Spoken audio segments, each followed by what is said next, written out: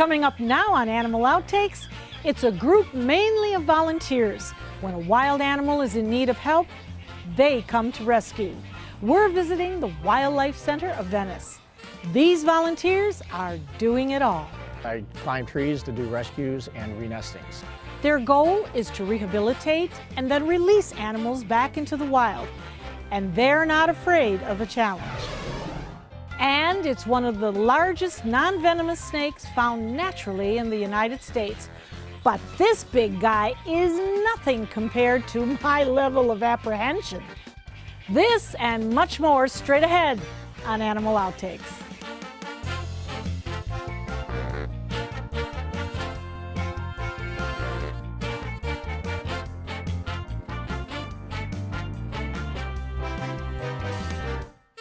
Hello and welcome to Animal Outtakes. I'm Marcia Finucci.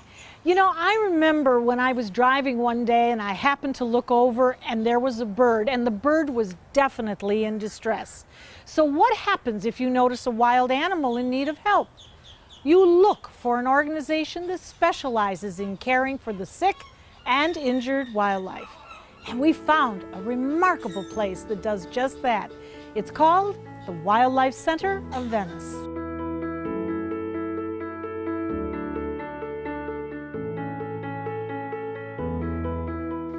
These guys contribute mice, rats, bugs. They'll help keep a lot of those populations down. And they wander, so possums don't hang around the same place all the time. They'll continue to wander, so if they come through your yard, they're gonna go right back out your yard. But they do help keep those populations down. It's something most of us would rarely see: baby opossums. An opossum, of course, is a marsupial. The litter of babies live in their mother's pouch until they're ready and big enough to move out. Not everybody knows to look. I didn't until I started here. It's not something I would have thought about. But for these babies, they wouldn't have survived if it wasn't for a caring passerby. Their mother was hit by a car.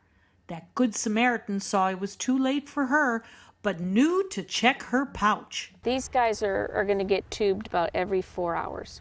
How old do you think they are right now? These guys are probably, I would say, 3.5 weeks. At the Wildlife Center of Venice, this is just one of the rescues that came in today. Pam, it's so good to be with you again. And we're here at the Wildlife Center of Venice, and you do some very extraordinary things. But if you were to describe what the organization truly is, are you a rescue, are you a rehab, or are you a sanctuary, or a combination of all three? We are rescue and rehab. We have the largest rescue organization in the county. So we will go out and respond to calls for sick and injured wildlife. We bring them back here and rehabilitate them in hopes to release them back into the wild. That's always our first and foremost main focus. We speak of wildlife. Would you please define what wildlife is in Sarasota County? Wildlife is anything that is native to Florida. Birds, mammals, reptiles are all fall under the native wildlife here. And we are so happy for you because you're in a bigger facility now. Yes. Isn't that wonderful? It is. So how many animals do you treat in a year's time, would you say? Last year we did about 4,500 birds, mammals, and reptiles. It all depends on the season as to what animals they will see an influx of. So the process is this: somebody sees an animal in distress, or they see what they perceive to be an orphan or an injured animal. They call you, and then you jump into action. Absolutely. We will get on the phone and find the first volunteer to say yes and go get that animal and bring it to us for treatment. Now, you speak of the volunteers, which I know are very, very important to your organization. They are trained then to be able to handle these animals? Absolutely. We do have 1 or 2 rescue training classes per month, both up here in Venice and Sarasota. Which is really hands-on training on how to approach an animal based on injury and species. And then they will go out, catch the animal hopefully, and bring it to us. It's really important to understand the stress factor when we're treating them, when we're capturing them, when we're releasing them, because every time we go to handle them or make any kind of eye contact, they do perceive us as a threat. And being looked at as a threat is actually a good thing, and exactly what the staff and volunteers want to keep intact. The goal is to give minimal human contact, treating the injury as quickly and quietly as possible. After all, Pam says about 85% of the injuries they see are caused by humans. I believe that they deserve the care and treatment of anything else that's on this planet. And a lot of injuries that we get in aren't necessarily nature, they're man-made issues. Electrocution, hit by cars, improper trapping, environmental issues, things being dumped into the water. All of those affect the animals in a negative way. So we're kind of the cleanup crew. We're not going to differentiate, oh, the squirrel fell out of the tree, we'll just leave it. If it comes to us, we will evaluate it the best we can and decide what treatment is going to be. So I think it would be safe to say then that if any animal is in distress, your heart is going to go out to this animal. Absolutely. But when you release, how do you really feel? It's one of the most rewarding things ever, is to be able to bring that animal in, treat him, and watch him go back home and know he's home, because they do. That's where they want to be. And there's no words to describe how that is. It keeps us motivated to, the next patient and the next patient. It's rewarding. It's the staff and volunteers that really make an organization, like the Wildlife Center of Venice, so successful in rescuing and eventually, hopefully, releasing many of the wild animals that come in. And if you think about it, what a job it must be to try and put a wild bird back up in a tree. Hi, I'm Mike Kipp. I am one of the volunteers at the Wildlife Center of Venice, and one of the things that I do for them is I climb trees to do rescues and renestings. I currently, or had started recently, working for the center as far as doing rescues in the trees or doing renesting in the trees. So if we have, say, an eaglet or an owlet that has to be put back into their nest, I'm one of the volunteers that will climb the trees and do the renesting. Or in some cases, we actually have animals that need to be rescued from out of trees. So we'll actually climb trees and do rescues as well. You got them? Yep. Okay. Make sure I've got my pants and my work boots on, because I do wear spikes and I do wear a harness. And I'll usually put a hoodie on underneath my helmet. I do wear a safety helmet, just in case I do get hit in the back. It gives me a little bit of a better protection. Once I'm in position, I'll safety strap myself in, so I don't have to worry about myself at that point in time. I can just concentrate on making sure I'm doing the right things to get the renesting or saving a bird. I won't take the bird with me when I go up. I will climb the tree and I'll get in position. I'll make sure that everything is okay. In the case of owls, a lot of times we have to make them a new nest, because owls don't build nests. They use old nests from other animals, and most of the time they're in very poor shape, and that's how the owlets end up on the ground. So we will make a new nest for them near their original nest or where their original nest was, so that it's a safer area for them to be into. And then once I get that in position, I have a feed rope, and I'll pull the owlets or the eaglet up to the tree, and we'll put them back where they belong. One of the key things is, especially with great horned owls, they like to come in, and the parents will like to come in and hit you in the back. So that's one thing that you have to be prepared for. So usually somebody on the ground is keeping an eye on the parents, and if they're coming in, they just give you a heads up and let you know, look, you're going to get hit, so just be prepared for it. Or the other thing is sometimes they get you with their talons. When I was doing the eaglet the other day, one of them, or it got its talons into my thigh, which, their talons are pretty good size at this point in time. So you just got to be careful when you're handling them to try to avoid those situations. I think, you try to get more and more involved with, especially this community, with the rehab and rescues. There's so many different things that we do, and there's so many different ways you have to be geared up or prepared for it.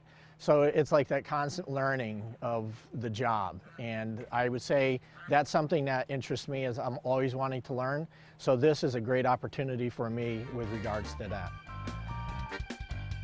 You can't be afraid of heights for that job. Later in the show, we'll be back out at the Wildlife Center of Venice, where we'll be introduced to one of the newest rescues, an orphaned otter pup. And it's one of the largest non-venomous snakes found in the United States. And I dare say one of the most beautiful snakes too. That's next. It's time for a paw raid. Bring your kids and pups for hours of Easter fun.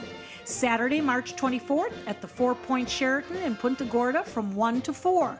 There'll be dog shows, costumes optional, and an egg hunt for the kids, plus the grand Easter parade.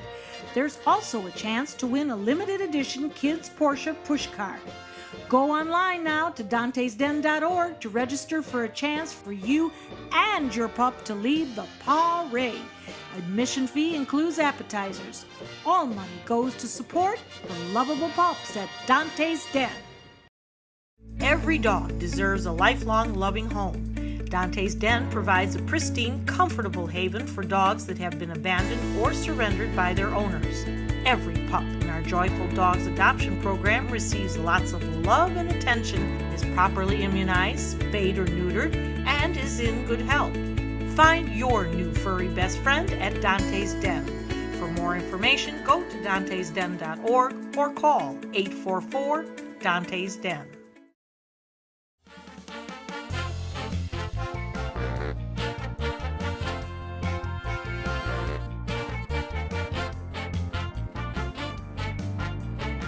So Kurt, who's my new buddy here?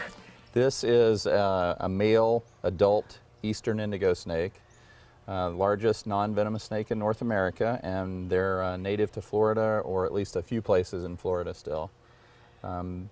Used to be found throughout the southeastern United States, but primarily because of habitat destruction. These animals have a huge range, and so when they're moving about looking for food, and this time of year, this is breeding season for these guys, so they're looking for mates, they're likely to encounter a highway in Florida and they end up as roadkill. Are they an invasive species for us, or they really belong here? They really belong here. They're the opposite of an invasive species. These guys should be here, and believe it or not, our Florida Fish and Wildlife Commission just this past year authorized a program where they're releasing captive produced eastern indigo snakes into the panhandle, where they haven't been for over 30 years, or at least they haven't been documented for over 30 years. So the hope that is within the next 30 years that we'll have an actual surviving breeding population of these guys up there. Now, how helpful to the environment are they? They're critical. They're an apex predator. You see the size of this animal. They basically can eat anything that's smaller than them, but they prefer rodents, they prefer rats.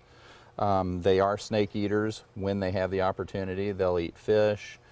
They're known to eat venomous snakes, so some people think that's cool. I don't really like the idea of them taking eastern diamondbacks out, but they sometimes have done that. But really, for rodent control and the kind of animals that we don't want around our homes, you know, these guys would take them out. Now, how long would you say he is? He's over 7 feet. Okay. And they supposedly do grow up to 9 feet. I've never seen one that's 9 feet. It's possible. I've seen them close to 8 feet, but it's a big animal, no matter how you slice it. Now, I've been playing with his tail here. I'm sure you can feel that. He can. So, obviously, other than the fangs that can get you, what about the strength? Is it like a python, an anaconda that can it's a good really question. Get you? They're a constrictor of sorts, but not like a python. A python or our rat snakes here in Florida grab a prey item and they wrap it up, and they cause it to suffocate in that fashion. These guys, oftentimes, they like to inhabit gopher tortoise burrows. So when they're cruising down a gopher tortoise burrow, they'll encounter a rat or a mouse, and they'll grab it and push it up against the side of the burrow with their body, and use that pressure, the musculature and this, you know, that you feel wrapped around your hand. They'll use that to suffocate the animal and then eat it. Well, how very much does he effective. weigh? Because I'm trying to hold him up here and he's beginning to sink. This, I mean, he feels like he weighs more than he does, but I'd say he's probably about 8 pounds.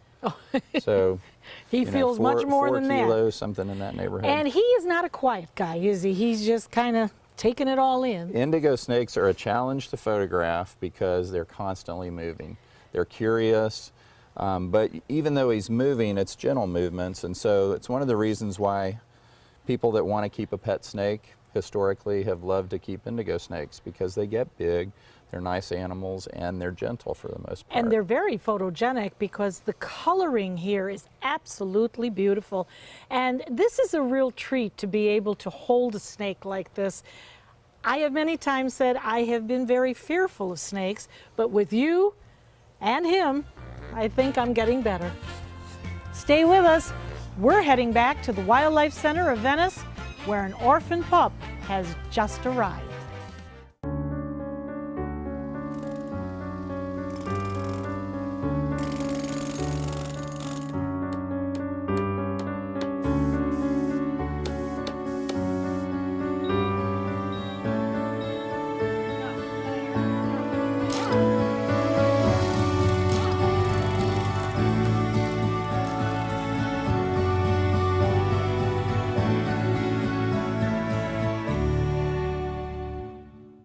ABC7 is gearing up for this year's JDRF One Walk on Saturday, April 7th at Nathan Benderson Park, and we'd love for you to join us.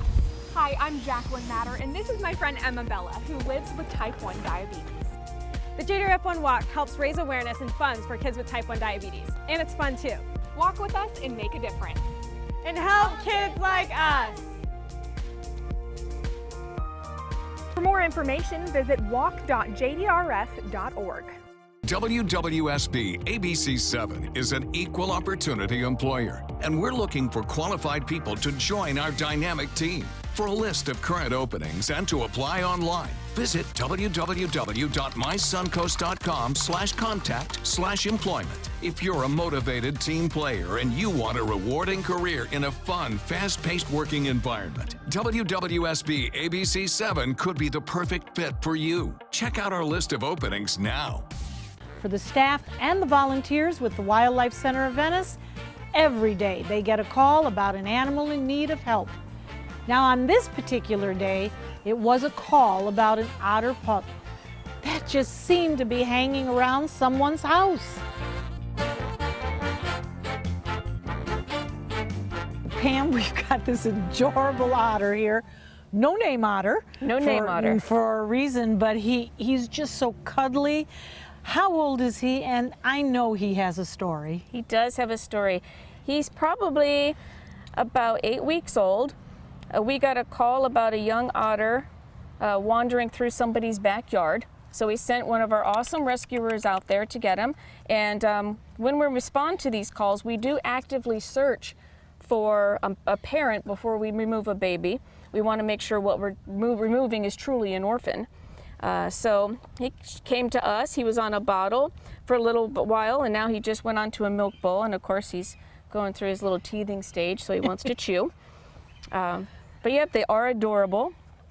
But they can be dangerous to a human finger or something else. They have lots of teeth. Yes. They should never be approached. They should never be fed out in the wild. The more fear they have of us because they're so social is the best. Now, when he is out in the wild and he gets to be a little bit bigger, what will he be eating? A lot of mussels, clams, shellfish. They spend a lot of time in the water. They travel from water source to water source. Usually, you'll have more than one around because they are very, very social. And then if somebody leaves out cat food in their backyard, they will randomly walk into the backyard. So we always encourage people not to do that. But they eat a lot of shellfish, a lot of crustaceans. Now, he's feisty. He is. He's a little bit nervous. I don't blame him. This is his television debut. But you want him to be feisty. You want him to be a bit apprehensive because he is going to go out into the wild. At what age are you going to let him go? When he's about 6 months old, we'll start transitioning him to the wild. So In the meantime, we'll start, now that he's on a milk bowl, we'll spend less time with him, you know, handling him. Outside, we do vaccinate them before we release them. And you're vaccinating for what? We vaccinate them for distemper, and we do vaccinate them for rabies because they are a rabies vectored species, which is why we always encourage people not to attempt to feed them. Right. This is the season for babies, so moms will protect their babies. And so we always want to be cautious. And sometimes if they lose their fear of humans, they become dangerous, like many other animals. But he truly is an orphan. He lost everybody, didn't he? Yeah, he lost his parents, he lost his brother. So you are a survivor. Otter pups usually stay with their mom for about a year, learning hunting and grooming skills from her. So for this otter, finding a sibling is important for him to learn the traits necessary to survive. The staff are confident that the orphaned otter pup is tough and a successful release is likely in his future. If you would like more information about the Wildlife Center of Venice, visit their website, wildlifecenterofvenice.org. It's time for a paw raid. Bring your kids and pups for hours of Easter fun. Saturday, March 24th at the 4 Point Sheraton in Punta Gorda from 1 to 4. There'll be dog shows, costumes optional, and an egg hunt for the kids, plus the grand Easter paw raid. There's also a chance to win a limited edition Kids Porsche pushcart. Go online now to dantesden.org to register for a chance for you and your pup to lead the paw raid. Admission fee includes appetizers. All money goes to support the lovable pups at Dante's Den. Soldiers in the Army National Guard live up to a set of time-honored principles. I will always place the mission first. They stand ready to respond to any crisis. I will never accept defeat. They serve in their communities as citizens and as soldiers. I will never quit. They train part-time to be ready to serve at all times. I will never leave a fallen comrade. Learn more at nationalguard.com. Monday on ABC 7 News at 7. Just as much as you have a right to own a weapon, we have the right to liberty, we have the right to peace, and we have the right to live. And not be afraid when we go to schools that we're going to be shot. Hashtag never again. Hundreds of thousands marching in regards to gun violence, but will Congress and the president listen? I'm Alan Cohn. We'll hear from students, so march on over to the trapezoid. Monday on ABC 7 News at 7. Your Suncoast News. We're here for you.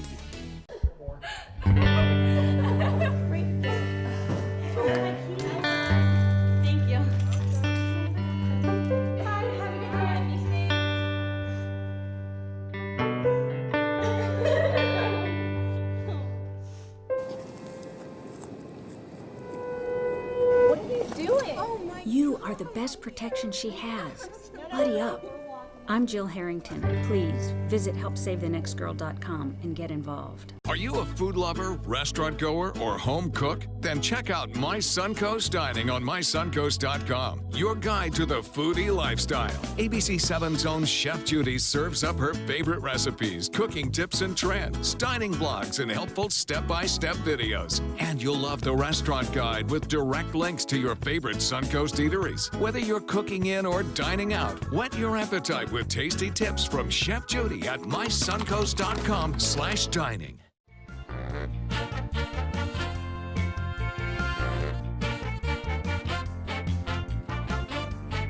I have an allergic dog. My Lucci, who is now 6 years old, a giant schnauzer, has been allergic from the day I got him. And we've had tests upon tests upon tests. And it keeps coming back. Food allergies. Really? Sure. Most allergies, and allergies in general in cats and dogs present as usually itching, generalized itching. It can be the head, it can be the legs, chewing, licking, but general body itching somewhere. Under the chin. Yeah, he could sure. claw himself. Sure. Same thing with the paws in between. Right, licking the feet and the toes, very common for dogs. Now, 90% of probably all allergic pets are allergic to dust, pollen, molds, dust mites. And instead of us with like allergies like hay fever and ragweed, we breathe that stuff in, we get itchy eyes, we get runny nose, we get sinus issues. Pets, when they breathe it in and they step and they walk and they get it on their feet, pets from allergies get itchy skin. Now, so 90% of an itchy dog that walks into my office, right off the bat, it's 90% of the time allergies till proven otherwise. About maybe 10%, and it's hard to figure exact numbers, but veterinary board certified nutritionists and dermatologists will agree in general it's maybe only about 10% of the pet population that is truly food allergic. Okay, and food allergy will cause the same thing. The allergens get into the system, they circulate, they cause itching. And food allergies, of course, will cause upset stomachs too. Some pets will have vomiting and diarrhea issues. So it could be one or the other or both. But again, small percentage of the population, and you're usually allergic to one of the major proteins, the chicken, the meat, the fish, the major protein in there. Now, to determine if you're food allergic, there are the number one best acid test for diagnosing a food allergy is to put them on a very controlled, what's called elimination diet or a hypoallergenic diet, where you're feeding the pet something it has never eaten before. So theoretically, it hasn't been exposed, it can't be allergic to something its body has never seen. So 25 years ago, roughly, lamb and rice diets first came on the market, if anybody's old enough to remember lamb and rice diets. And the reason they came out with lamb and rice was because lamb is not in normal foods because it's too expensive. So if we suspected a pet with a food allergy, we transition them over maybe a week or two, and you don't want to do it all of a sudden. You transition so you don't change the food suddenly because that'll upset the stomach. But you transition, and then you keep the pet on for like 4 to 12 weeks on a very specific diet for ingredients that this pet has never ever eaten. And if the signs clear up, then you know it's a high likelihood that that pet is food allergic. And then it's a little more effort to try to figure out specifics. You know, you could supplement back. Okay, let's feed chicken now for a week or two and see if that pet gets itchy. Or feed the beef for a week. And so you could scientifically figure out specifically what they're allergic to. But let me go back to blood tests, saliva tests, even hair analysis. All have been shown to be extremely inaccurate, and you can waste a lot of money doing these, and you really don't get good information. Do a hypoallergenic diet, and it has to be 100% strict. When you're feeding one of these diets, you can't feed a dog food biscuit. You can't feed a treat, a snack from the table. It has to be 100% or you're wasting your time and your money. And you have to do it for a minimum of 4 weeks to maybe even 12 weeks or more for some pets to see if these allergy signs, whether they're skin or intestinal, clear up. Can they ever be cured? No, you can't cure a food allergy. I believe once you're allergic to a food, you're sensitive. But you can be cured of pollen, dust, mold. So animals can get allergy tested like people. Find out what you're allergic to. You get a vaccine, and you inject your pet like twice a week at home. You can actually cure inhalant allergies, we call it. Great advice, and we need to follow it. We hope you had fun and learned a thing or two along the way. We'll be back here again next week with even more animals and some wild adventures. Until then, thanks for watching. Yes. And do you think you could take us around today, Lucy? Yes. Are you going to show us a lot of different animals? Yes. Huh? She pretty much runs the place.